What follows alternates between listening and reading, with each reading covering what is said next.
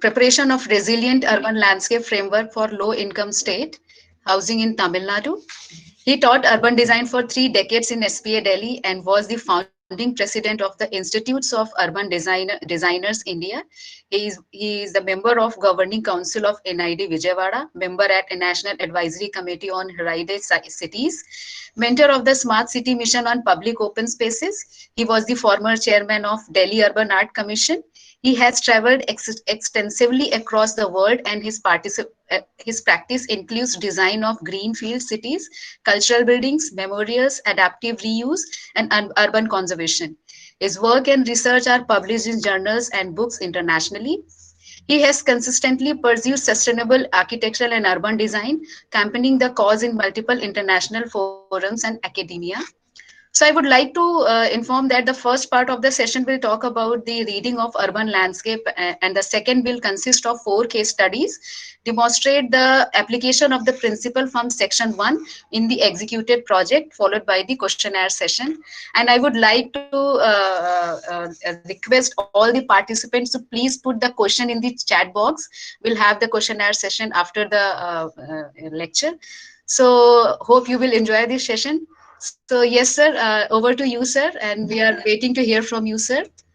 Um, sir, your mic. Start off.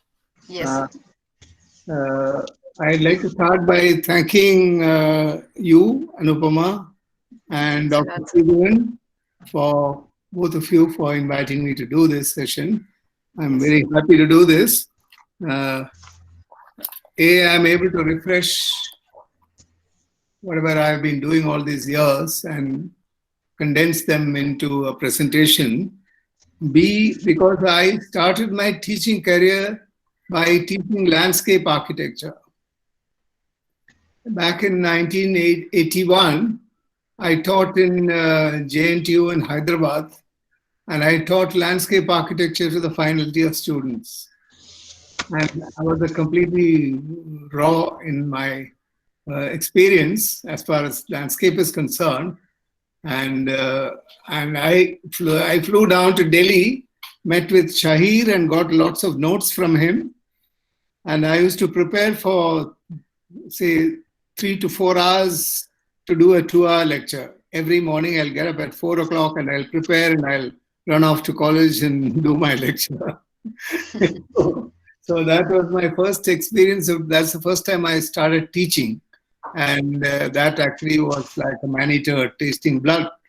Then I decided that this is my real calling and I should move into teaching. So that's how I came to SPA and joined urban design. Landscape has been something very, very close to me, in my heart in many ways.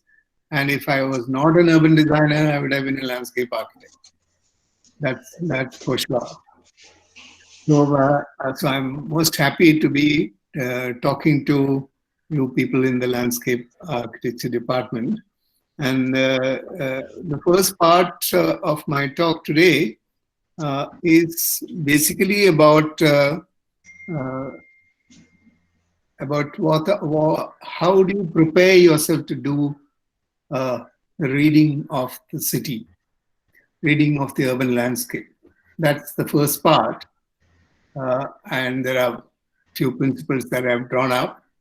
You will not find them in any referenced in any books or anything because it's completely out of my last 45 years of urban design experience and 46 years actually to be precise of urban design experience. And if you find it obscure or you have doubts, we'll have a small session on question answer towards the end. Yeah? So first thing is to ask the question, what is urban landscape as perceived by an urban designer? Yeah? I'm not pretending to be a landscape architect. I'm not a landscape architect. My perceptions are always what I would call an integrated view of natural and man-made elements, of which some are seen. What is on top of the ground is seen. What is not on top of the ground is not seen in physical terms. But apart from that, apart from the physical objects which are seen and not seen. There are also experiences which are visible, physical, and experiences which are non-physical. Yeah? So the approach to urban landscape must contain all these together. That's when you get a holistic or wholesome experience of the urban landscape. So we'll have to deconstruct the structure of the components that you see in the landscape. And then when you deconstruct and you understand the linkages between them, we'll realize that the linkage actually is where the meanings are vested in the linkages. You know? And when I say this, just simple example is like between two males, one could be a father and the other could be a son. That is the link between the two of them. Or it could be a friend, a classmate, and that could be the link between the two of you. Or between a man and a woman, similarly, could be wife, could be girlfriend, could be sister, could be a friend, could be many different types, ways in which it's the relationship which actually invests the objects with meaning.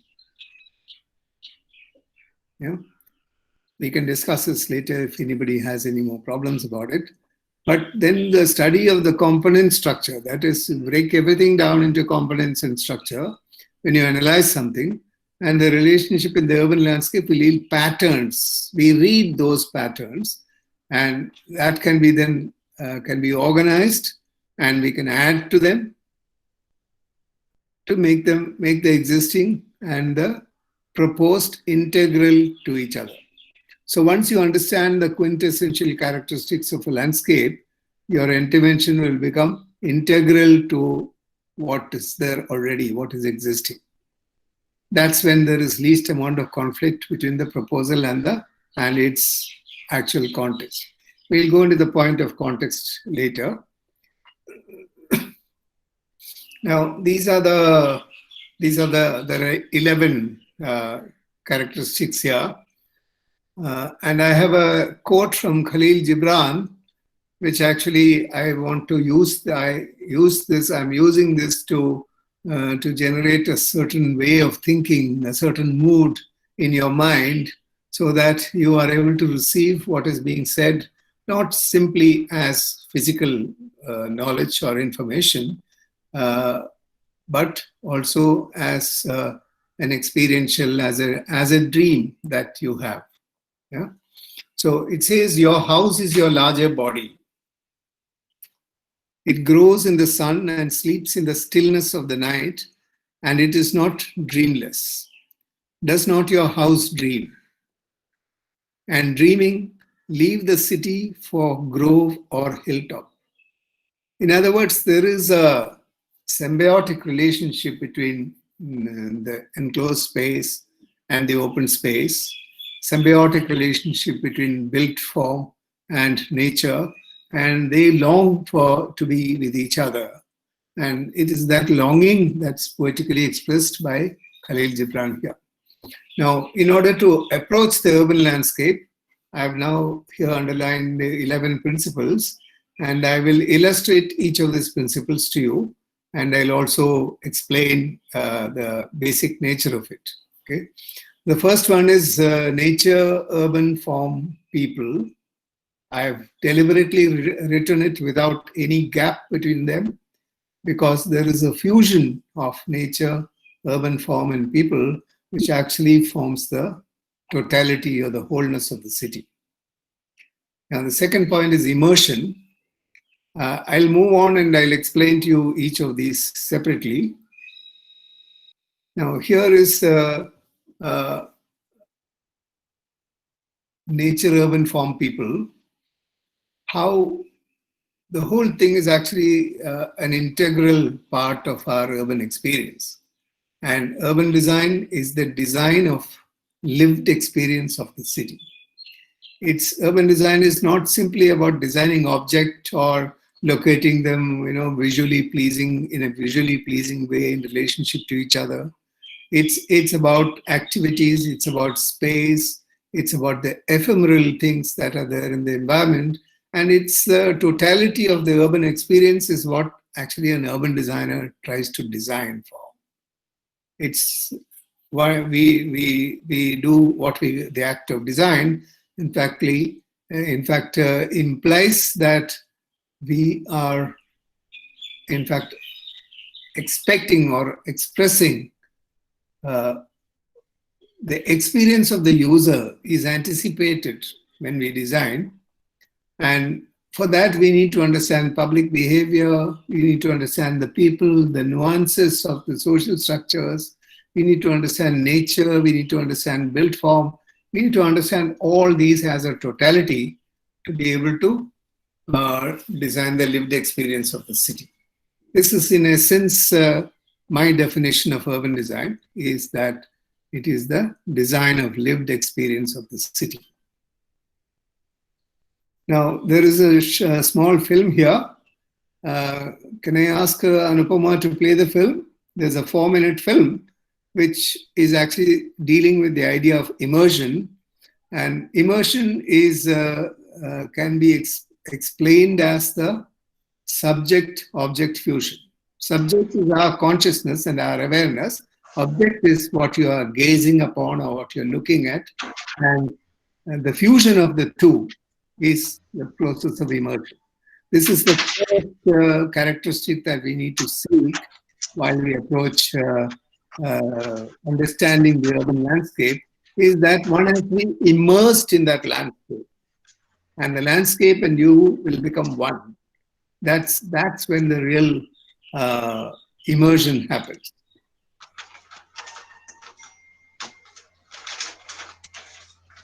Would you like to start playing? Yes. In his study of ecology, one of David Fleming's most intriguing ideas was encounter. Encounter is the act of recognizing something, a planet, a woodland, a person. It's the acknowledgement that there is something there which has the gift of life, self, soul, and the ability to surprise. When the animal ecologist Stefan Harding observed the little muntjac deer in Rushbeds Wood, there was an encounter. I was very honoured to be quoted by him in Lean Logic. So yes, I think we were, we felt a very strong affinity for each other. Well, encountering means really meeting something in a way that goes beyond one's intellectual process. So normally in the West, particularly as a scientist, as I am, one's taught to encounter, say, a tree through one's ideas. So how did the shape of that tree come about through the process of natural selection? What might the forces have been that made, say, the sycamore leaf the shape it is? And, it becomes a sort of instinct when you're a scientist and an ecologist to look at nature in that sort of way. That's not encounter. Encounter is when that conceptual structure vanishes and you actually meet the being as the being, coming forth from itself as itself, revealing itself to you in a way that's beyond your intellect, in a way that's much more deeply intuitive and much harder to express. In fact, scientific language is inappropriate for this kind of encounter. It's poetry that does it. It's a poetic encounter.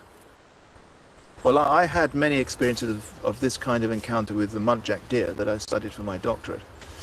And some of the moments I most remember would be when I was just waiting, and for many minutes or hour or more, nothing would happen.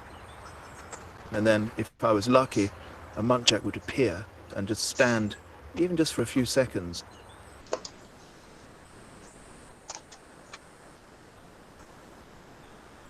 And if I was lucky, it would look in my direction. Then time stood still. Time stopped. And there was this infinite moment of meeting between myself and the muntjac. There was a sense of the being of the muntjac as a revelation, as if some kind of syrupy smoke was moving from the muntjac to me, infusing my whole being with muntjacness. So I could immediately understand the wholeness of the muntjac, and how they relate to the entire wood. I could have an intuitive perception of that in that instant, but who the muntjac were as an animal with their own ecological niche in the forest. And it went further than that. I could also get a sense of the ecology of the whole forest. It suddenly came into focus through the being of the muntjac. The whole came into my perception. And then if I was very lucky, then that wholeness would spread out and I'd get a sense of the ecology of the entire earth. That didn't happen very often, but that was possible. It was possible for it to expand. So in other words, I sank into myself. I sank into my wider body, which is, as my friend David Abraham would say, is the earth herself. I became aware of my wider body, all through the presence of the muntjac, because for me the muntjac became a kind of totemic animal.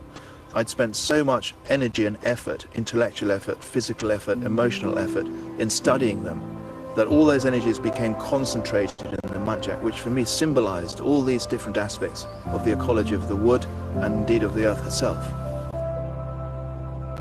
When Stephen Harding observed that little muntjac deer in Rushbeds Wood, there was encounter. When what you've been studying looks back at you, it's not understanding that hangs in the air, but hello, there's conversation.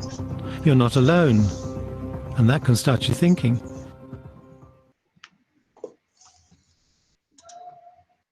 Thank you, Anupama. And we had this little film on the encounter, which actually talks about the fusion of the subject and the object.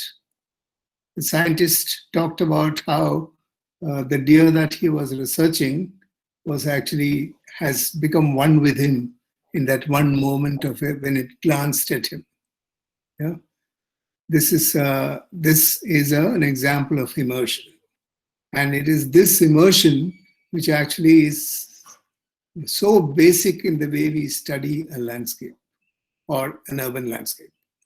What we normally do is we start analyzing, we collect data and we start analyzing, and we miss out all those unmanifest aspects of a landscape because our analysis then clouds our view about all our intuitions. So the important thing is first, in the first visit that one makes to a site or first visit that you make to a city, you don't analyze. You simply experience the city. It is in the second visit that you start breaking things down to components and structure, and you begin to analyze. You turn things into numbers, you make Excel sheets and so on. It's the subsequent actions. The first action is to immerse oneself in the urban landscape. The second aspect is what I have called experiential. That is, here the subject-object reverses. That is, the object and the subject is fused. That is, the emphasis is on the object, on what you're looking at, rather than on yourself. In the previous one, it was about oneself, how oneself would fuse oneself with the object. And here the object is inverted and becomes the main catalyst or the driver of the experience of fusion. That's what is called an experiential viewpoint. You know? So the image you see here is from Shantiniketan. You will see that the 3-4 images I have for this experiential thing are all things in which people have not just visual experiences, but there is music, there is smell, there is smoke, there is a tactile quality, there is fear, there is anxiety, there is happiness, there is thrill, there's spiritual connect. There are so many different ways in what one actually connects with what one sees.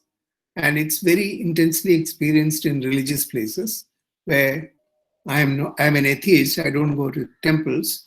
I go to temples out of what I very pretentiously call an anthropological interest in the activities in the temple.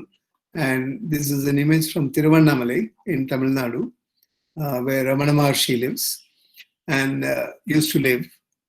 And this is an example of how an experiential aspect of an event actually leaves such deep impressions in the way we perceive our environment. There's also another interesting religious location. It's called Kheer Bhavani in Kashmir. This Kheer Bhavani is a form of Devi, and it's the main principal deity of the Pandits of Kashmir. And there's an annual pilgrimage there, and I happen to have been there for a few years ago at the annual pilgrimage. And you can see that it's not just about the visuality of the place. If you look at the structure, it is just a normal, brick and mortar and concrete kind of structure. And there is a very rectangular, well-lined kund with some little water in it. But the environment that is generated has the spiritual energy of the place and the people. And that is the experience that cannot be replaced by drawing this scene in black and white and converting it into a structure and space and water body and design elements and looking at the analysis of the design's antecedents and so on. You cannot bring the totality of that experience. That experience is something that you have to intuitively imbibe in yourself. So another image from the same place where families, huge number of families from all over, Pandit families from all over Kashmir and outside, come and camp there for a few days. So it is not just about visiting the shrine once and doing your arti or your puja and coming home. It's about an entire lived experience of a place of great intensity. Now I'll move to a very interesting section called context, which is basically, context is about the ecology of connections. What kind of connections can you create? Can you perceive? Can you intuit out of your physical experience of visiting a site? This is a site in Rewa, MP, where I had designed a cultural center. And there's a sacred tree here, which actually you can see those little colored things splattered on the floor. They are little cloth things which the tribals come and tie on this tree, which is just another tree, but it is a sacred tree for them. Yeah? And that's part of the land on which I am building. So I must understand that this land is not an inert mass of earth and water and rock, but it's something that is more charged with people's subjectivity than just being a land parcel.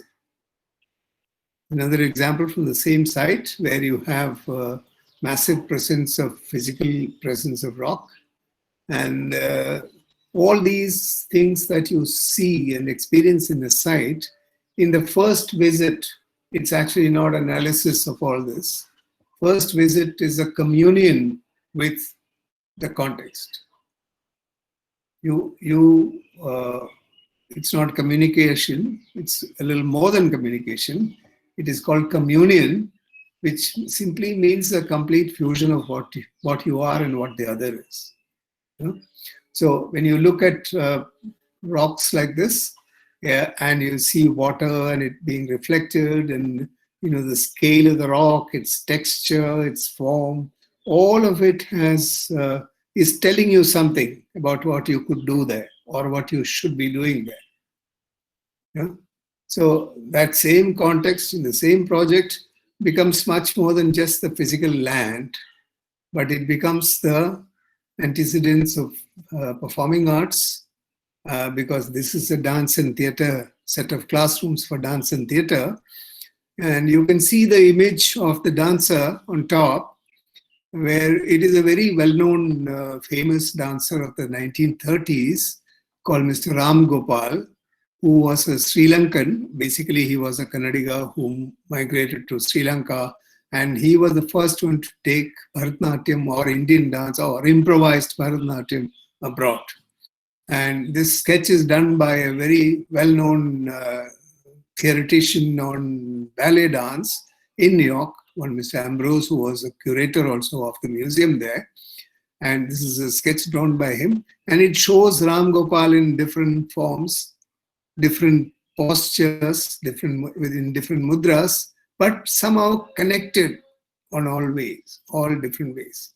So when I was beginning to design this place, I started understanding the context of the function of this place as a dance and theatre school, as a number of beings which are still but are dynamically connected at the same time.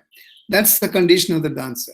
The dancer is at once still and at the same time is in movement. So it was that which I wanted to capture, and therefore I used this diagram as an image on which I could shape my plan. And the plan that you see at the bottom is the plan that is derived out of it, a series of 7 classrooms which are interlinked by corridors which are almost moving like Ram Gopal's hands and limbs. So it creates an environment which is in complete dynamic motion, even though the places where you learn are still places. They're square plans, square halls, about 10 meter by 10 meter, and they are places which are kind of still, and the connection between them are dynamic. So this is how the idea of a dance school imbibed its inspiration from a diagram of a dancer. Yeah. So it's a matter of how do you conceptualize the ecology of your connections. That is what we call context. On the side, you can see another image. This image is very close to Rewa. It's called Suhag Hills.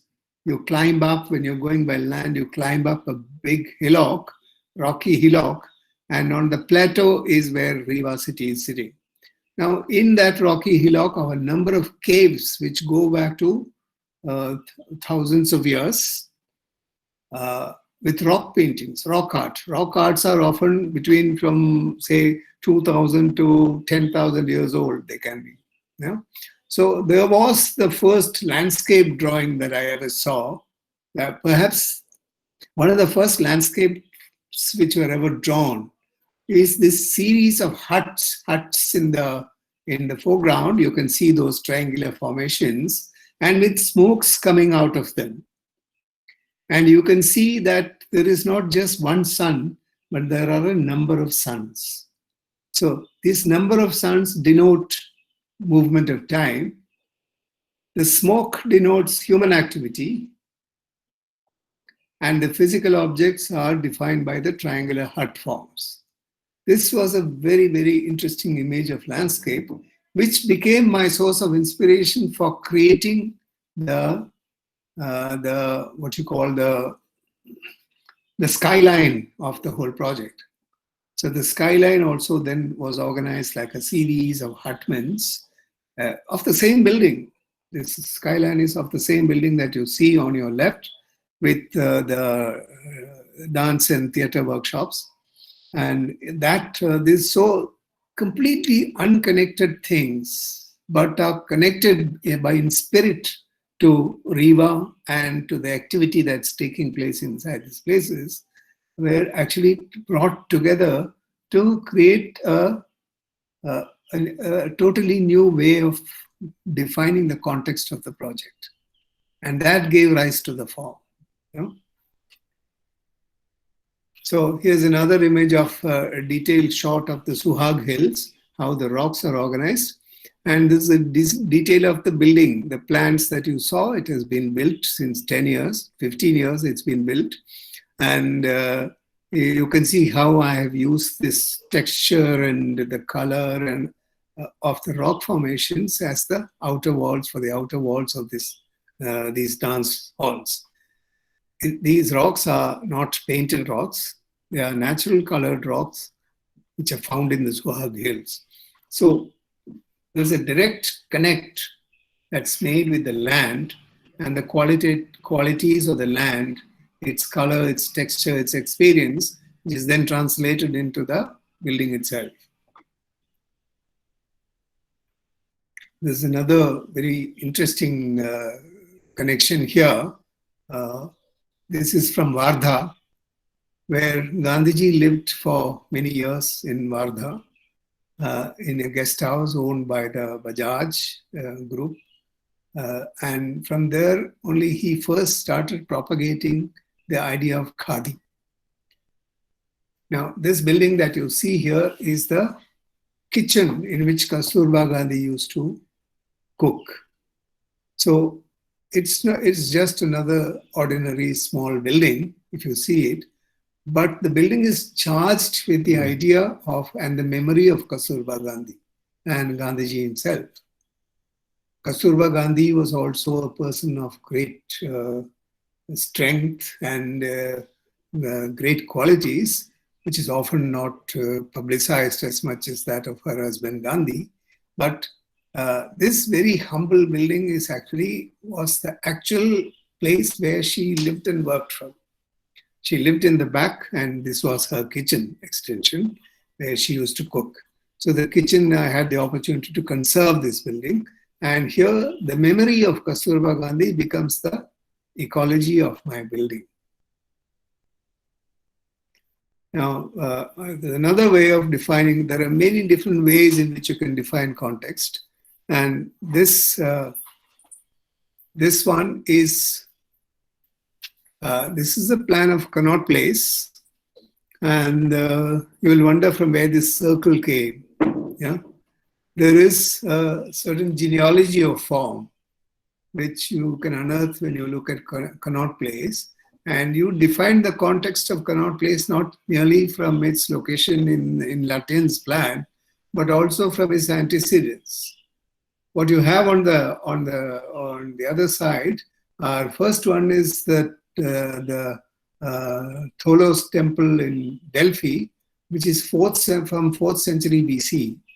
That is just about the time of between the time of Buddha and Ashoka, or Mahavira and Ashoka. 4th century BC is where this temple was, and it was a circular temple which is colonnaded. Yeah? And you can see another example of a similar structure in the European context, where in the city of Bath, UK, you have what is called the Circus, which is actually a commercial center of Bath, which is also conceptualized in a circle, much smaller circle than Connaught Place, but conceptualized, however, as a circle with a colonnaded walkway at the bottom of it, at the ground floor of it. So the experience is very much like being in Connaught Place. And these are the antecedents of this plan. So when you look for a context, you can also look at the genealogy of the form that you are looking at.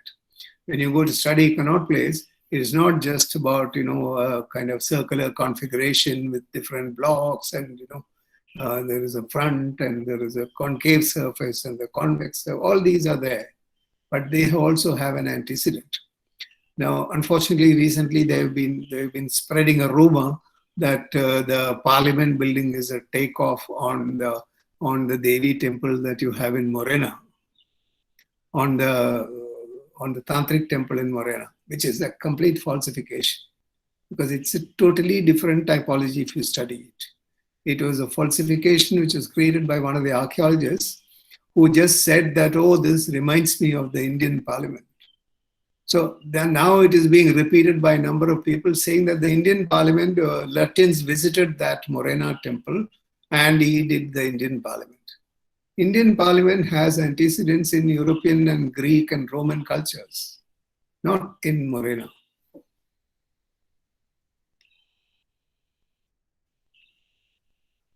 Now, this is an example from Singapore. I'll take you around the world in this thing because it's all images which I had gathered over a long period of time.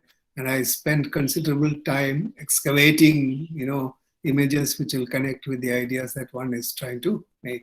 Here, for instance, what we call, you can see how these red roofs that you find is a traditional built form, and the big blocks that you see is the new modern Singapore. Now, they have, of course, preserved this, this traditional form, and you can see that the kind of texture and grain that you find in the old fabric is so completely different in the new fabric. And it's possible that if you're building in the old fabric, you have to understand that there is this texture in it. And if you're building in the new area, you need to understand that you have dealing with a completely different kind of texture, which is the result of bylaws like coverage and height and FAR and so on, which is all commercially driven. And the other one was more communally driven. You know? So there are varying contexts which you can find in the same city. This is often the case between the old cities that we have in India and the newer part of the city. And depending on what you are studying or where you are going to do your work, you have to understand the grain and texture of the place and respect that so that it will be, as I said, initially integral in it. The proposal will be integral to what is existing. Now, this is another way of looking at context. Once again, in Singapore, this is also a context, but a context that is invented. In fact, this is the Bay Area, which was designed by Moshe Safdie. And in the night, the whole place becomes a spectacle and becomes a very big tourist draw. Thousands of people come to watch these strobe lights which are emanating from the building in the night. And they have created a completely new context to Singapore, creating a modern environment, modern image for the whole. In fact, a group of buildings almost determining the entire image of the country or what the country stands for. It's the same case with the Sydney Opera Hall. When you say Australia, you remember Sydney Opera Hall. When you see Sydney Opera Hall, you think of Australia. So it's a direct connect that is established between the new context that is generated and the memory of the place that it is standing in. This is another example of the same thing, often invented this one. This is the same area from another view where an entire area is completely lit up and it's all public squares and crazy forms and buildings to create an image and a new context for the economy of Singapore. This is the center of its investment, center of its economy. And this is what the lake that you see here is an artificial lake. It's an extension of the dike. And then around that is conceptualized this whole spectacle, which then together with the water and the reflections and the light becomes the new image of the economic energy of Singapore. So this becomes a new invented context for Singapore. Now, from the context, I'm moving to what is called a way of seeing. That is how people invest a place with their own emotion. You know? So a way of seeing actually changes depending on how you connect with a place. If you connect with a temple as a place of worship and you are actually a devotee of the deity inside, you have one kind of relationship. And if you are a tourist who is looking at, or if it's me who's going there as an architect to understand and study the details of the temple so that I can place it historically and I can look at its antecedents and I can understand the age in which it is built. I look at the materials. I look at all those things. I do go and see the deity because it's a very intense experience, but not out of any piety, but out of sheer curiosity for that experience. So that changes the view of a place depending on the way of seeing the place. Here's an example from Rio, where there's an artist called George Celaron, who you can see him sitting here with a red t-shirt and a cap, red cap. He lost his wife who was pregnant. Yeah. And he was so heartbroken that he left his home after he lost his wife and the child together in an accident. And he came to the street and he adopted this staircase as his home. And he started fully immersed in that space. He started doing his artwork. As an artist, he started doing his artwork on the staircase. And the entire stair has been decorated by him. It's a continuous, pretty long stair in Brazil. I went visiting. These are my pictures. All the pictures, by the way, that you see here are my own pictures. And this is also my picture of it. And the experience of being there is depending on the way this man saw that space. Yeah? So the way he saw it now yields its character and its context, because this man has invested his emotional hurt in that space. And he creates this mosaic formations all over the place in very crazy, unconnected, unrelated kind of form. And he invites people to donate tiles to him.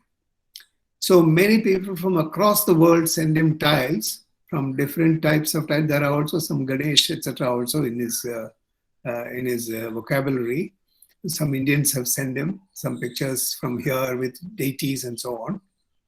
And he creates an entire art piece out of the staircase because that's the way he saw that staircase. And he invested his emotion in that staircase. So from an ordinary staircase, it became an extraordinary piece of art, and therefore now a very big tourist draw. Every tourist who goes to Rio also goes and visits this staircase now. So he has totally changed the meaning of that staircase because that's the way he saw it, and then he invested his emotion because of the way he saw it. Here is the next issue that I want to discuss is what we call a deep structure in any city. Every city, particularly old cities, particularly religious cities, have what we call a deep structure in urban design. It's not the physical structure. It's not just analysis of components and connections and interrelationships. It's about the hidden presence of a structure, which is not necessarily perceivable in the first go, but is embedded in the morphology of the city. And it is the deep structure which gives it meaning. Here is an example of Banaras, where there are two structures. One is of what is traditionally known as the Karmukha form, where you have this kind of segmental arches in the plan form of the city. And then you have a certain grid which is superimposed on the Banaras city. And the result is that you get a pretty complex structure of form, of movement and spaces and locations. And that then manifests as the temples and kunds and gardens and public spaces and sculptures and chhatris and the whole Ghats itself. So it is in this structure that it's this kind of semicircular formation that actually has Vishwanath temple as its focal point that generates the energy for the humongous structures of the Ghats. So there is the deep structure which has a hidden presence in the way Banaras is seen.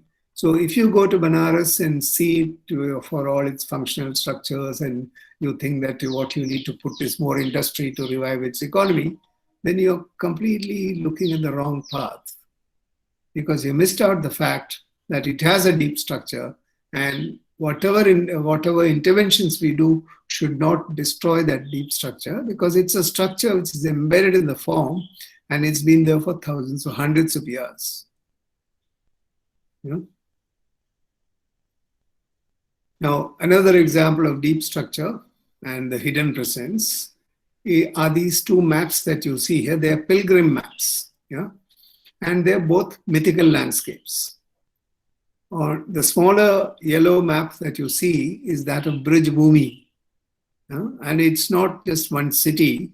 It is actually an entire terrain, which has Mathura and Vrindavan as its focus, but is known as the Braj Bhumi. So somehow it has so many locations and events which are connected with Krishna's life. So the life and the history and the mythical values, mythical frameworks that you see in Krishna's life is actually identified in one plan. And the pilgrims have actually chalked out how to move from one location to the other as an image plan. Yeah? And this is sold to the tourists. So there is that Charasi course, which is there in Vrindavan, which you can go from one place from Gokul to Barsana to to Mathura, to Vrindavan, to Radhakund, to various locations. You can move through this. This whole thing is conceptualized as Brij Bhumi. And there's a map that is drawn on the basis of mythical landscapes, which gives this whole Bhumi, Brij Bhumi. It's not a planning region. It is a mythical landscape which creates the region in the mind of the tourists. Yeah? They may be falling in different districts, and they may be also falling in different wards, etc. So there may be many other boundaries which actually divide them. But they are unified by the idea of the mythology of Krishna. So this is an entire sub-region, not just a building. What you have on the other side is a map of Gaya, Bodh Gaya. And this Bodh Gaya is, here you can see how a pilgrim imagines Bodh Gaya. There is a Bakasura lying in the lake, in the river. And you can see that all the important events in the city, that is physical events in terms of the urban landscape, whether these are important trees or they are buildings or they are waterways, there is even the train and there is the car, and everything is depicted in the plan in a way not necessarily as a measured drawing, but as a plan which is illustrated in 3 dimensions and is linking all these things together to create the idea of Gaya as a sacred city. Now I move on to the other aspect which is so critical for perceiving the urban landscape, is what I've called the sense of the local. Now here, locality is not meant to be, like we normally understand, we live in this locality or we live in that locality. Here, locality is an urban design concept. As an urban design concept, a locality is a place where there is a focused set of physical energies and a place which invites people to rest there. So you get this idea of locality expressed. This image is from Kathmandu in Nepal, where you can see there's a confluence of roads and there are temples, there are steps, there are kind of covered areas, there are all kinds of things happening from different directions. People are moving towards this place. And once again, very interestingly, it's qualified by a tree. In many of these cases, you will see the tree or a natural element plays a very critical role in defining the characteristics of the Indian urbanity. This is a very important thing for us to understand. And we have to see the relationship between the bell form and the tree or vegetation in a way as to construct a holistic image of a place. That's when you get the sense of the local in that location. Now I move to another concept, which is not a new concept at all. It's actually comes from the Roman time. It's called genius loci, which actually means the spirit of a place. The word locality comes from, this word loci comes from the same root as locality. That means a place or a space. So these are the points. Genius loci is the point where an entire urbanism finds its condensation. There's a very interesting quote from this gentleman called Alexander Pope, who was a poet who wrote a lot on the poetry on the gardens at that time. He lived in the 17th century, 17th, 18th century. And he says, consult the genius of the place in all. That tells the waters to rise or fall, or helps the ambitious hill, the heavens to scale, or scoops the circling theatres the vale, calls in the country, catches opening glades, joins willing woods and varies shades from shades, now breaks or now directs the intending lines, points as you plant and as you work designs.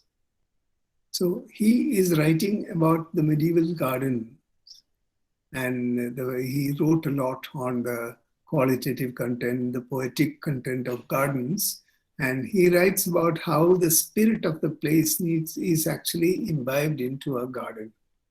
The example I have used here is from my favorite place in the country, is actually the Tulsi Bagh Square in Pune. The plan and section were kindly lent to me by Kiran Kalamdani, who had actually done a conservation plan for this space. Now, this Tulsi Bagh is embedded in the middle of a dense old city. And it suddenly opens into this near heaven place where you have, I'll show you more images of Tulsi Bagh, where the entire spirit of that whole old district is condensed into one place. It's like, an accumulated condensation which actually contains the quintessential qualities of an entire place. It's surrounded on all sides by shops and houses. It's a very busy street all around it, not just around the space, but in the whole district. You have the Mahatma Phule market also in the same district. So it's a traditional commercial location with very intense mixed use. And Tulsi Bagh is like a heaven inside that space. And you can see how so many old people, retired people come and sit on the benches there. And they watch people go by and people greet them and they talk to them. And it's a social space where all these people who live around that actually come and relax. And the place it has some magical qualities. If you ever go to Pune, do visit Tulsi Bagh. Tulsi Bagh is really worth seeing. It has lovely trees in it and a very old wooden temple. Here are more images of Tulsi Bagh, the same seat where the group of old men were sitting, fewer people in this shot. And you can see how it leads into the temple space. And it's not that just there is one temple. There are many things happening there, many different activities happening, including some domestic activities. People who live on top, they come here to wash their clothes. You can see that housewives are washing their clothes, and just leading out from the door in the extreme end is the main road itself. So it's a busy place which has this heavenly space in the nested within the fabric of the old city. So this place is what you can call the genius loci of that location, and it's a condensed quintessential qualities of the urbanism that you find in this one space. More images of it, same place, where interestingly the mandapa is a very transparent kind of mandapa. It actually does not divide the space. Of course, it does divide the space as well as it unites it visually from all sides. So the whole atmosphere is that of a cool, quiet, still place where time is standing still. So it's a place where you go and relax, you pray, you relax, you social. you do all your other chores, but in an extremely calm environment, which at the same time is not a place out in the open in the suburb. It's a place in the heart of Pune, and therefore imbibes the very spirit of the urban fabric around it. So next issue is what you call the sense of place. That is,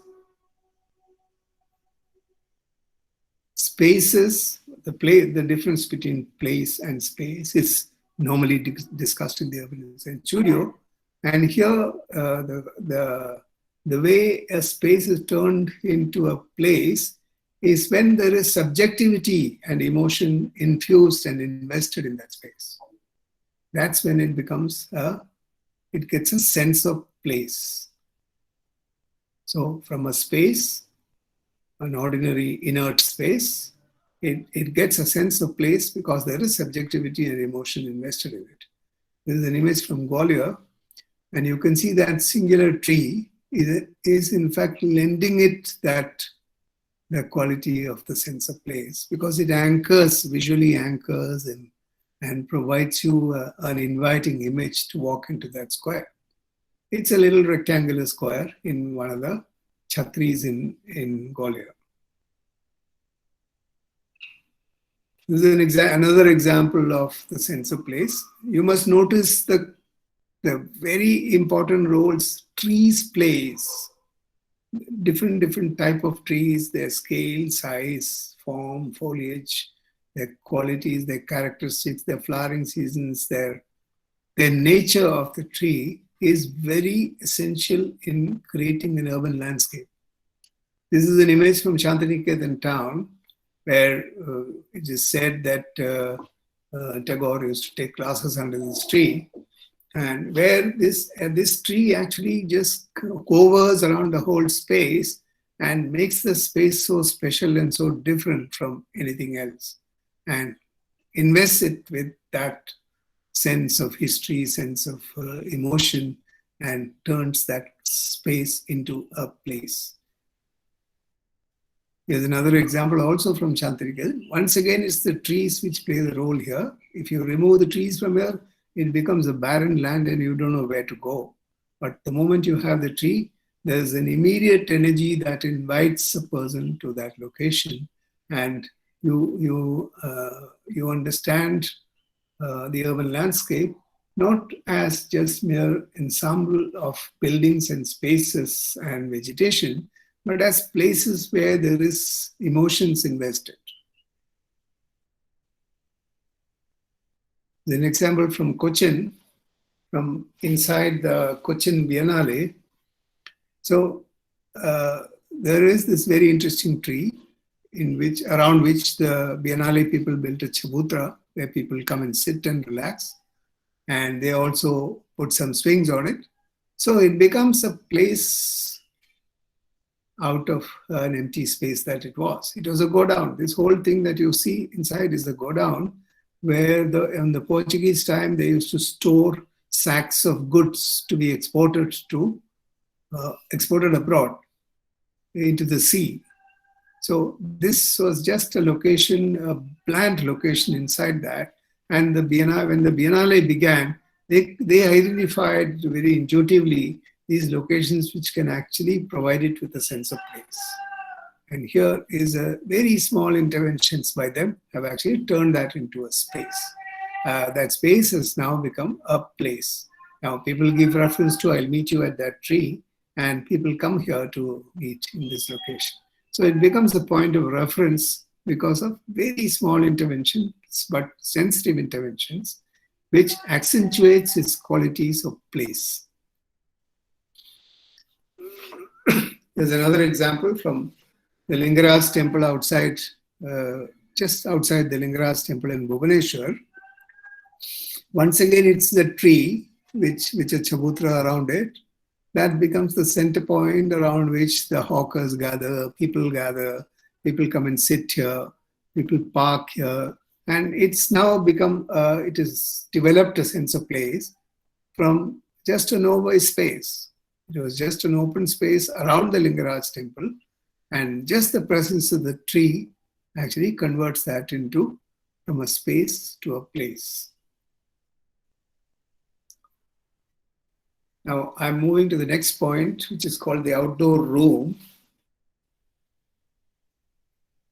And in the outdoor, this is an example from Italy. This is the famous square in Siena, where there is a whole space which has floor, which has a nice sloping floor in brickwork.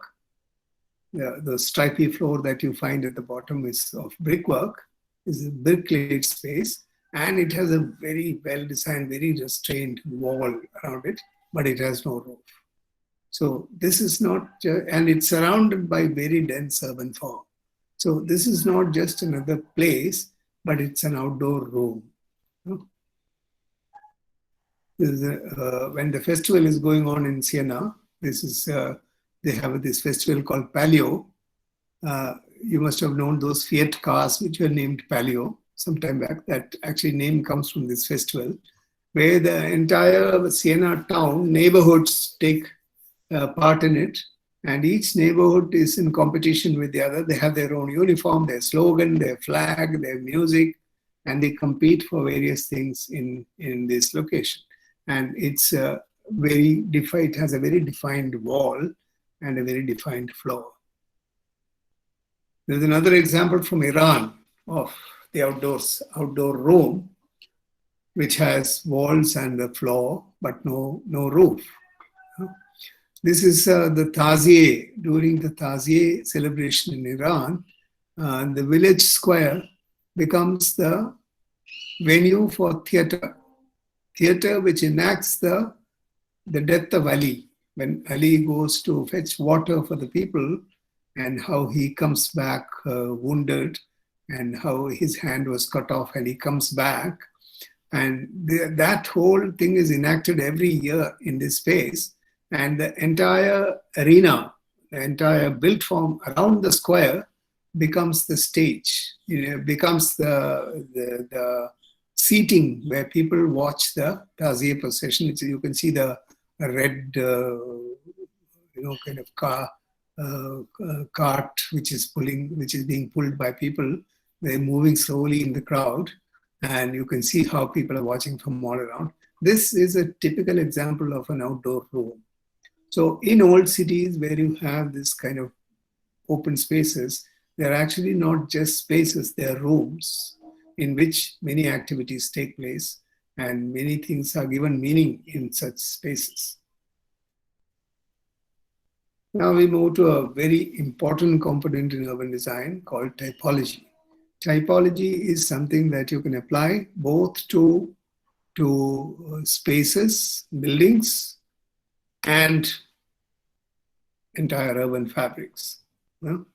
So it's an idea which can be scaled from that of an individual object to a large city.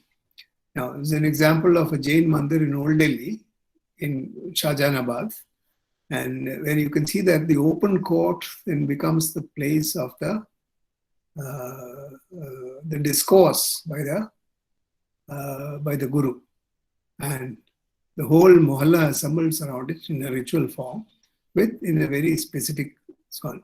And this building actually is not just any other building. You don't find buildings like this in most other cities or in most other parts of Delhi. You find this only specifically in these locations where you enter through a narrow entrance into a courtyard, and then you have this kind of platform-like rooms all around it, and you have a staircase that goes up to another room on top, or other rooms on top. So it's a specific typology of buildings which actually shows a certain pattern in the structure, in the way the spaces and form is structured. That's what we call typology. Similar example from Florence. Of course, there was also at one time a hospital. This space was all around it. They treated the sick people. The nuns used to care for people here. And this is a very similar outdoor room. which is also a specific typology in urbanism. Now, when you apply the idea of typology to building, and in contemporary terms, what you see are these horrendous housing that you see here. One is in Dwarka in Delhi, is group housing, which is a specific typology. The group housing is a very specific typology. And on the other side, you find low-income housing in Chennai, which is a contiguous wall-like structure with hundreds of thousands of units on either side with a central corridor. That's another typology, you know. But these are not necessarily the most desirable typology. But it's important that when you study the urban landscape, you need to record these differences in building types and how certain patterns emerge from their structure. There's an example of row housing in Singapore, which of course is restored now, but it goes back to the early periods of Singapore. And you can see how these row housings actually are a specific typology of buildings. They have large halls as you enter in the ground floor, and all the living spaces are on top. They have a little garden. It's almost like a suburban typology, but it's not suburban typology. It is in the old part of Singapore, which are buildings which are restored and maintained. There's another example of the patterns of structure. Here you have housing on top and shopping below, like we have in Khan Market and places like that, which was a very common typology during the colonial period. And in Singapore, they have continued some of these typologies in council housing now, currently built council housing. So you have a domestic and a commercial activity intermingled. So together they create a certain spatial type, these long verandas and shopping arcades on either side, but completely residential on top. Once the shop is shut, all the residents come out, flow out into the street, and then it becomes a domestic space. And this is a very specific typology which allows for that kind of transition in its functions. There's another example of labour housing from Brighton, UK. These are like very narrow, small houses with a staircase going right up to the upper floors, one unit in the ground floor. And it's organized along the landform. And you can see that it is, first glance, you can see that this is not upper class aristocratic housing like you find in the suburb or with a garden or any such thing. These are like very tightly packed houses, which are yielding only a certain typology can yield this kind of form. Here you can see that these are layered on the landscape and creates a completely unique urban pattern. And this pattern is part of the urban landscape that you see. Now, here is an example from Cochin, the study that I had done back in the 80s for INTAC, where we understood that when we studied the plan, we could see that there were three distinct typologies which actually inform this place. One is called the bungalow form, where there are individual, the part which is in yellow, individual buildings which are surrounded by green. It's like the building in the garden typology. And the other is the street form, where you see the purple color. Those are actually narrow houses which are organized along the street.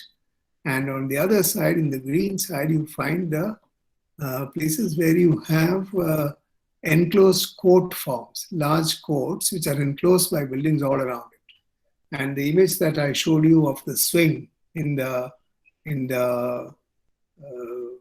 Cochin Biennale actually is from this building. Can you see my arrow? Yeah? You can see my arrow? Yes, sir. Yes, sir. Yes, sir. So this is the building in which somewhere here is where you saw the tree. Yeah? So these are enclosed spaces, specific typology of building designed to carry out the trade. And from here, the sea used to be right here at one time. And they used to take out the goods from here and load it into ships, and the ships used to go away to Portugal or to Venice or wherever they went for trade. So this is a very specific typology. This area has that. This area has the street typology, which actually consisted of people like Eurasians who lived in streets because they were poorer people with smaller, narrower houses. Sometimes the staircase going right up to the first floor from the road itself. And these were where the bosses lived. They still live here. All the bosses in Cochin still live in this place.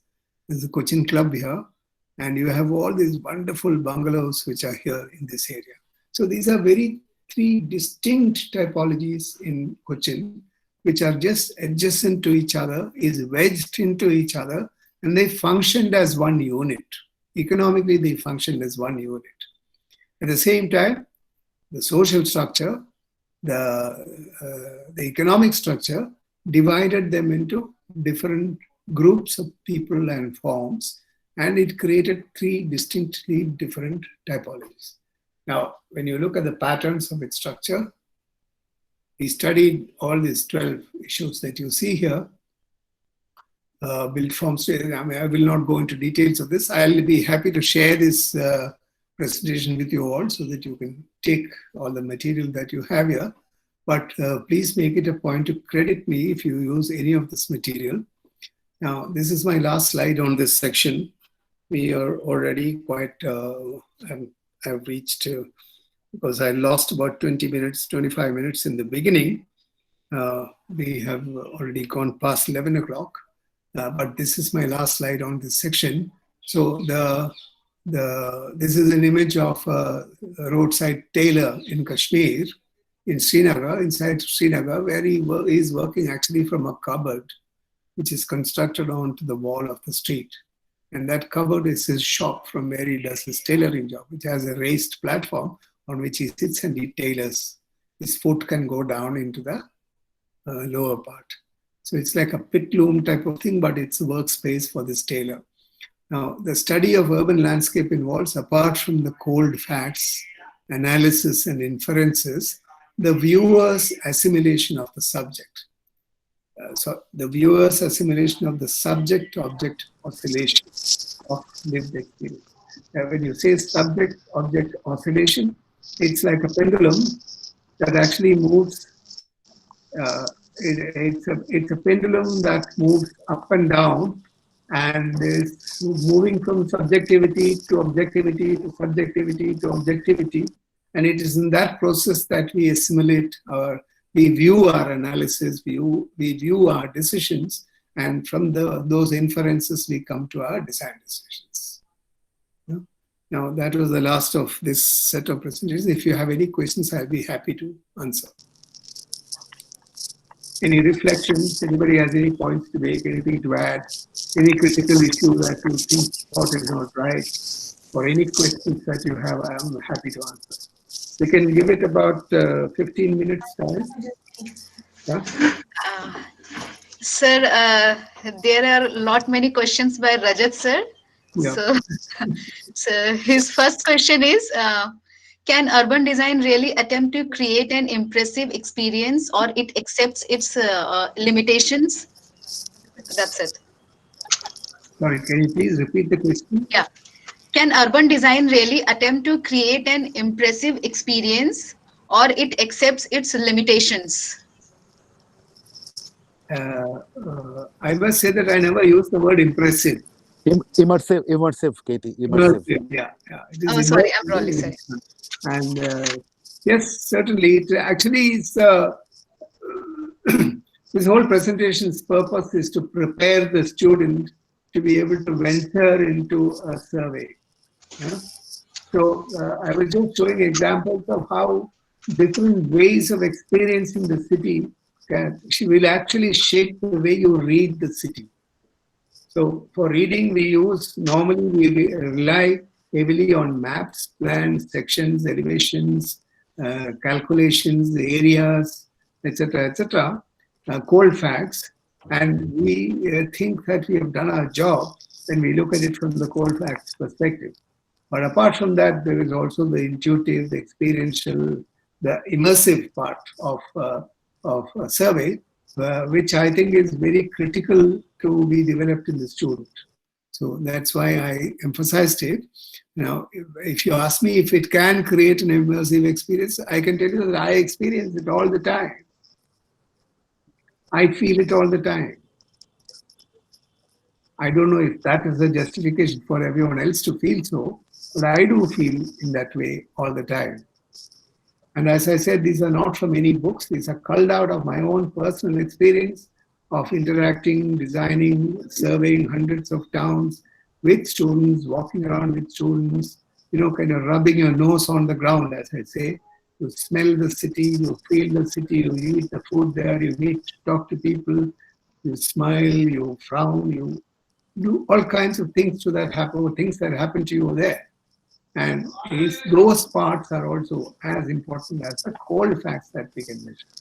Now, as far as the cold facts are concerned, I've given a handout to Anupama, which I have requested her to make available to all students and faculty who are attending this. And Yes. that is an exhaustive list of these cold facts that one needs to gather while one goes into a survey. Sure, sir. So I don't know if I answered you, Rajat. Yes, got it, Katie. If you still have questions, please come to Delhi and we'll have a chat. Oh, always a learning experience. Thanks, Katie. Sir, Hello, Hello. ma'am. Can I ask a question, ma'am? I am Karthik from Design. yes, Karthik. Yes, go ahead. Good afternoon, sir. It was very informative lecture. So my understanding of today's lecture was you focused on how to empathetically connect with the people who are part of that urban systems also. Yeah, that's right. So you Not only people, the tree, the buildings, the architecture, the road, the experience, everything. The yes, sir. clouds. Yes, I understand that. So, in that process, at least in your experience, have you ever identified either some social problems which those people are facing in that area, and then have you tried to solve it through your urban level interventions? Yes, certainly one tries to do that. But as far as solving social problems are concerned, design intervention is a very weak tool. Okay, sir. The old belief that through architecture you can transform this world, that is the modernist belief. That's actually a very, in my view, too bombastic a view of their own profession. There are limitations to how you can impact social life in a city by design. But you can certainly impact it to an extent by the way you form spaces, by the way you create sense of place in locations, by the way you understand. If you have that feeling, only can you actually create that environment again for someone else to experience. Yes. So the primary thing is that the designer must imbibe that feeling. That is why I focused. Initially, I was working on, elaborating that list which I gave to Anupama as the presentation, which I then midway decided that this is not what I should be telling them. I should be telling them not about how to measure, but about how to sense, how to feel. That's actually equally, I'm not saying that the numbers and analysis and etc., maps, drawings, sections, the way we architects try to understand things is we break things down and we could turn them into dimensions. When you talk about a spatial quality, we convert that into ratio between floor and wall, and not that they are not important, but that alone does not yield an experience. An experience is something that is very widely defined, and those experiences can actually impact the way people grow up. Children grow up in that environment. Yes, sir. That was really good. But at the same time, don't you think the way they grow up, and then how they experience that place and how they interact with the other people who who are present in their areas, it also plays a major role. Yes, of course, of course. There are different types of user groups in the site, in any site. And if you think that through public participation you can get a consensus from them, we are mistaken. Because you can never arrive at consensus because all the spaces are contested spaces. Different communities have different ways of relating with the outdoor space, and their relationships are often contradictory. For instance, if you take, when you study, when you go to a place like Daryaganj in Delhi, it's a place where there's a large concentration of publishers. Their interest is in the vehicle entering this area and bringing huge hoards of books which can be stored in various buildings and so on. That is their area of interest. But there's a whole group of residents who don't want those trucks to come inside with these fat books. And they don't want their buildings to become dead uses like storage. And they are both legitimate users. The trader is a legitimate user, so is the resident a legitimate user. But they have completely conflicting requirements. They view the space in completely conflicting ways. So you have to make a choice, you have to take sides in such cases, and your decision will have to lead to favor one thing or the other. So what will you base on this? There is no prescription on it. It's something that will emerge from your experiential understanding of the space, your connect with the people who are there. Okay, sir. So what we call community is usually not a monolith of people with the same opinions. Yes. We use the word community very easily, but communities are often contesting groups. And don't you think the way we place them while we are designing for an urban fabric would solve many problems and many conflicts which they have between each other? Yes, physical conflicts can be certainly reduced. But what would be the social impact of those on the long term is something which you cannot necessarily predict. You can envisage some changes, but it's not necessary that the same thing will take place because the users are very active members in shaping the environment. Yes, sir. Yeah, and it's not only shaped by us. It's shaped.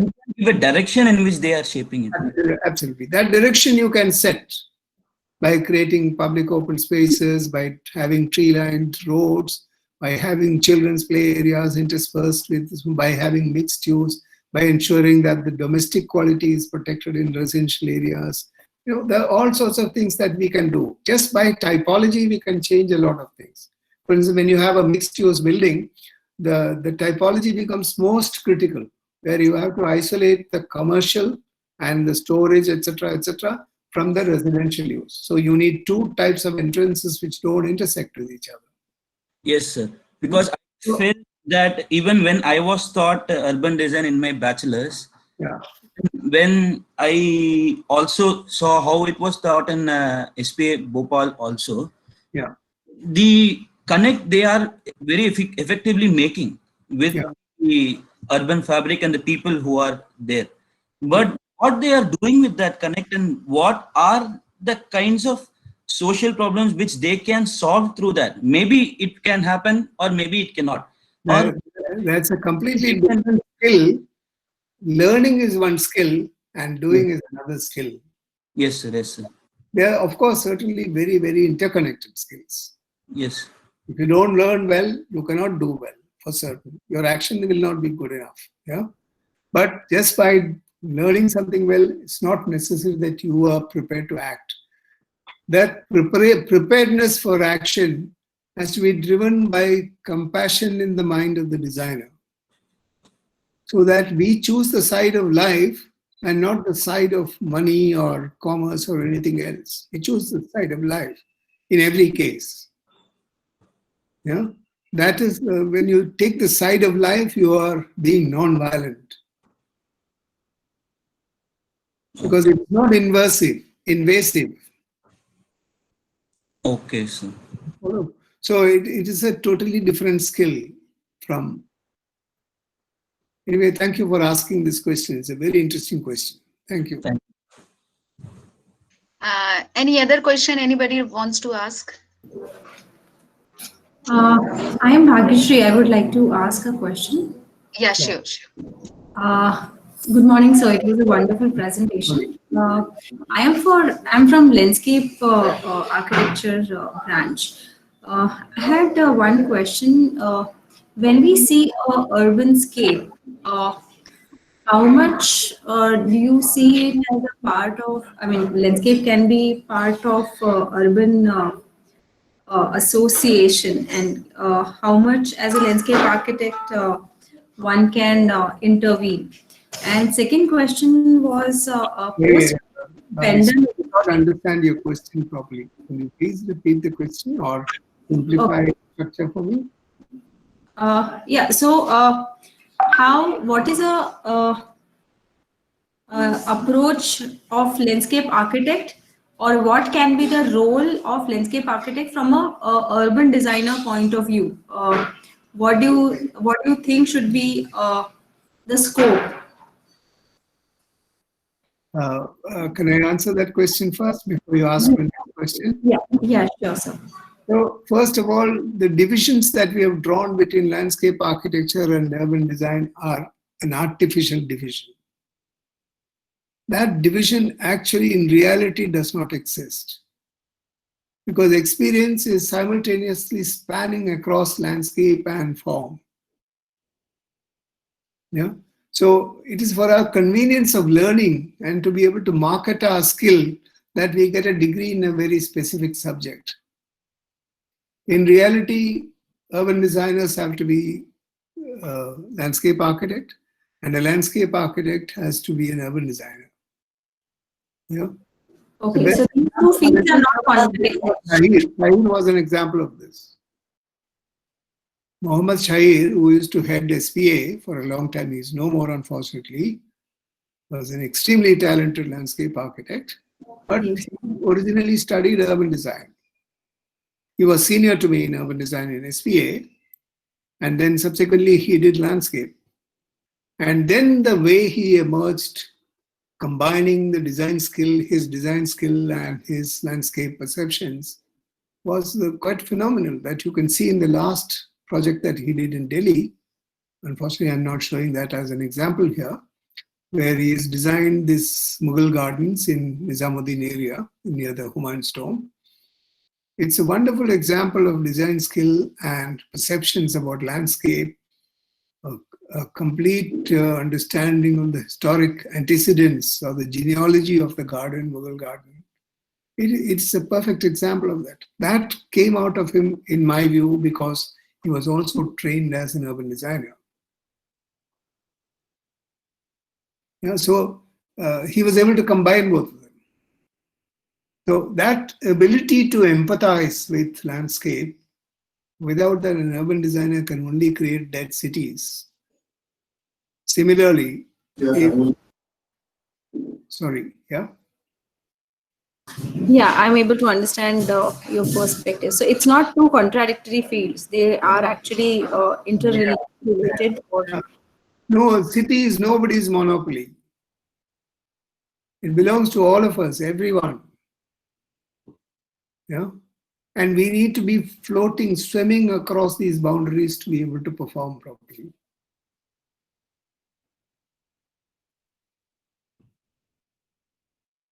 May I ask another question? Please do. Yeah. Yeah. Post-pandemic, how do you see the urban scape would change? Would mixed use be more appropriate future for the urban scape, or we should look at it in some different way? You see, we cannot change the way we look at our cities only because of one pandemic. Okay, it's important that we respond to the situation of the pandemic, but not respond in such a way that you assume that everything that's happened so far were all rubbish. It's not so. Yeah? The pandemic is coming from somewhere else. Its methods of operation into our system is very different from the urban systems that we work with. Yeah? So we should not think that one is the cause of the other. Of course, we have to talk about physical distancing and so on. And if you think mixed use is one of the causes for not having enough physical distance, I do not subscribe to that view. I think highly dense housing is, in fact, more harmful than, with very high density housing is more harmful than a mixed use building. Mixed use actually provides a lot of benefits to the society. It makes accessibility so much more easy for communities. They don't have to commute either to go to work or to. So mixed use was the traditional form that we followed in all our cities. And mixed use also helps us reduce the carbon footprint of cities. It has a number of benefits. The fact that it creates more mixture of outsiders and insiders in the residential area is an issue that we need to look at. For that, as I said, typological solutions have to be arrived, where you isolate them locally from each other by the manner in which we design open spaces, access systems, and entries and exits. That will yield a certain typology. So I don't know whether I answered your question. Yes. This is my general view on that.